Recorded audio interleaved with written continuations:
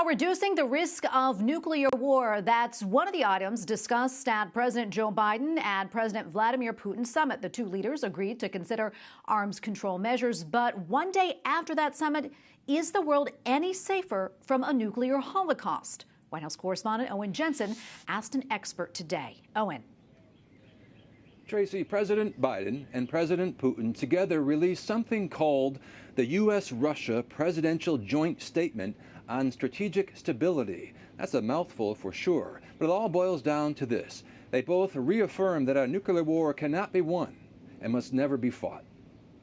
These two presidents can launch about 1,600 nuclear weapons within 20 minutes of a launch order. One day after President Joe Biden and Russian President Vladimir Putin agreed to, quote, lay the groundwork for future arms control and risk reduction measures, we asked Daryl Kimball, an expert on nuclear weapons policy and disarmament at the Arms Control Association, to break it all down. He says the goal is to avoid misconceptions and imbalances in the nuclear forces of each side. Well, this was a modest step, but it's a necessary step. These discussions have not been going on for the last several years. So, of course, the critical question in all of this is the world any safer today from nuclear war than it was before President Biden and President Putin sat down at their summit?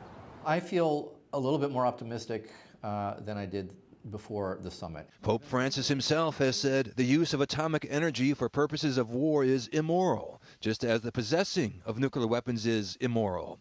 And with both sides possessing thousands of weapons of mass destruction ready to go at a moment's notice. As I understand his teachings, he's also saying that nuclear deterrence is morally wrong because it is essentially the threat of committing mass extinction. Meanwhile, the Biden administration announces it will use $3.2 billion from the American Rescue Plan to fund COVID-19 antiviral medicines. It's a whole of government effort aimed at developing the next generation of COVID-19 treatments, as well as preparing us for future threats. As for the current threats, if you are vaccinated, you are protected. But if you are not, the threat of variants is real and growing. Also, late this afternoon, President Biden signed a law creating a new federal holiday, Juneteenth.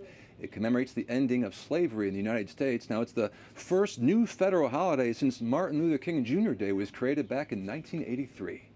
At the White House, Owen Jensen, EWTN News Nightly.